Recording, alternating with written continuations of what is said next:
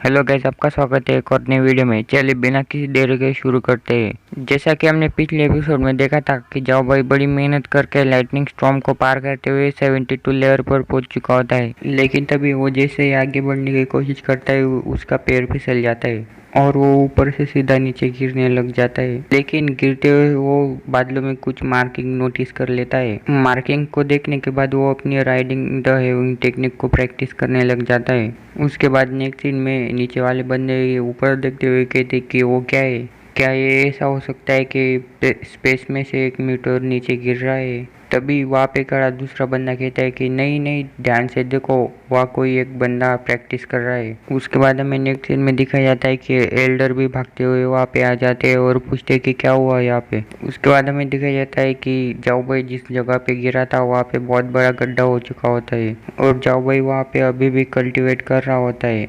उसके बाद क्यूनपिन क्लैन का एक स्टूडेंट कहता है कि ये तो सीनियर जाओ भाई है। उसके बाद एल्डर कहते हैं कि उसे हाथ मत लगाओ।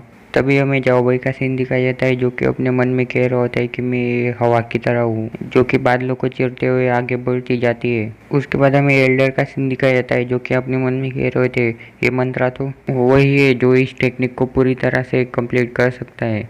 उसके बाद हमें नेक्स्ट सीन में दिखाया जाता है कि जाओ भाई फ्लैश की तरह हवा में उड़ जाता है, जिसे देखकर एल्डर भी हैरान हो जाते हैं और अपने मन में कहते कि यही तो क्यूंगन से की लास्ट टेक्निक है जिसे जाओ भाई ने पूरी तरह से कंप्लीट कर लिया है। नेक्स्ट सीन में हमें जाओ भाई दिखाया जाता है जो कि सबसे ऊपर वाले लेयर 81 लेयर पर पहुंच चुका होता है।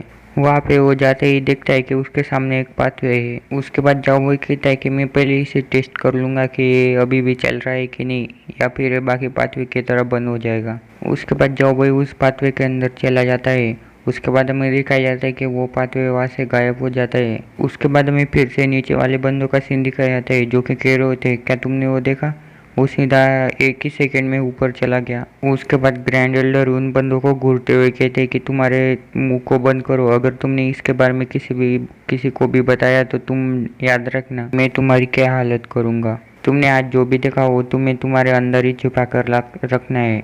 उसके बाद एल्डर अपने मन में कहते हैं कि क्या ऐसा हो सकता है कि जाओ भाई वो चाबी है जिससे हमारा क्यून पे क्लाइम पहले की तरह ताकतवर हो सकता है। नेक्स्ट सीन में हमें जाओ भाई दिखाया जाता है जो कि अपने मन में कह रहा होता है कि मेरा तो हो गया, मुझे ऐसा लगता है कि मैंने बाकी को सामने ज़्यादा ही कर दिया।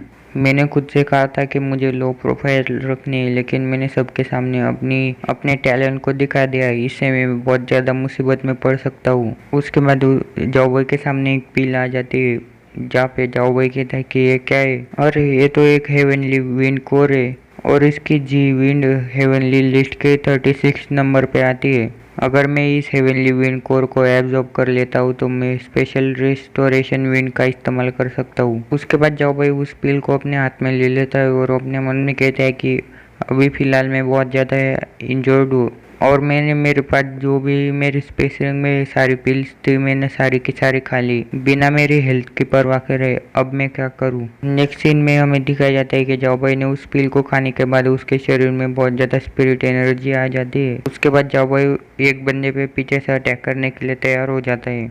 उसके बाद हमें दिखाया जाता है कि जाओ भाई उस बंदे को बेहोश करके उसके पास से सारी स्पेस रिंग निकाल लेता है और कहता है कि मैं अपनी स्पिरिट एनर्जी रिलीज ही नहीं कर पा रहा, इसलिए मैं इस रिंग को ओपन ही नहीं कर पा रहा। उसके बाद जाओ भाई अपने हाथ पर जी विंड को रिलीज करते हुए कहता है कि ये वही पिल के जी विंड है जो कि मैंने पहले खाई थी। उसके बाद हमें दिखाया जाता है कि जाओ भाई ने उस जी विंड की एनर्जी की मदद से उस रिंग को ओपन कर लिया था, जिसकी वजह से उसमें से सारी चीज़ें और पिल्स बाहर निकलने लगती है। उसके बाद जाओ भाई कहता है कि ये तो अच्छी बात होगी कि मैं जीविन को इस्तेमाल कर सकता हूँ स्पेस रिंग की सील को ब्रेक करने के लिए, लेकिन मुझे ये जीविन बहुत मुश्किल से मिली है, लेकिन फिर भी ये मेरा बहुत ज़्यादा फ़ायदा करवा रही है।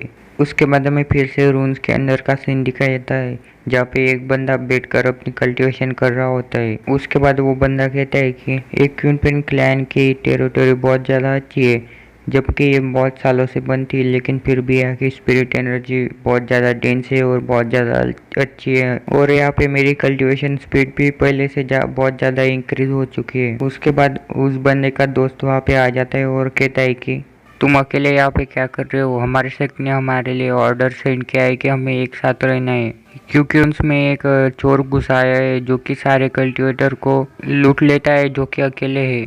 उससे भी ज़्यादा डरावनी बात यह है कि वो सिर्फ आदमियों के पीछे ही पड़ा है। मैंने ये सुना है कि वो तुम्हारे कान में फूंक मारता है और तुम सीधा बेहोश हो जाते हो, और जब तुम उठोगे तो तुम्हें पता चलेगा कि तुम्हारे कपड़ों के साथ सारी चीजें गायब होगी, और वो तुम्हारे अंडरवेयर को भी नहीं छोड़ता। उसके बाद हमें नेक्स्ट सीन में वही चोर दिखाया जाता है, जो कि और कोई नहीं हमारा जाओ भाई होता है। उसके बाद जाओ भाई कहता है कि मैं सिर्फ ये पैसों के लिए कर रहा हूँ, मुझे कोई शौक नहीं है दूसरों के कपड़े चुराने का, और तुम लोगों को मेरे बारे में ऐसी बात करने की क्या जरूरत है? क्या मैं तुम लोगों को एक ठरकी इंसान दिखता हूँ? गाइस, ठरकी इंसान क्या, ये तो मुझे सचमुच में ठरकी लगता है। एक बात बताओ, कौन दूसरा इंसान होगा जो दूसरों के कपड़े और अंडरवेयर चुराएगा? गाइस, वीडियो ज़्यादा लंबा नहीं हुआ, लेकिन फिर भी मैं यहाँ पे एंड कर रहा हूँ क्योंकि मैं आजकल बहुत ज़्यादा बिजी चल रहा हूँ, इसलिए क्योंकि मेरा एडमिशन करने का प्रोसेस अभी चालू है, इसलिए मैं 6 तारीख के बाद 2 वीडियो अपलोड करने की कोशिश करूँगा। इसलिए गाइस, अपना सपोर्ट बनाए रखना।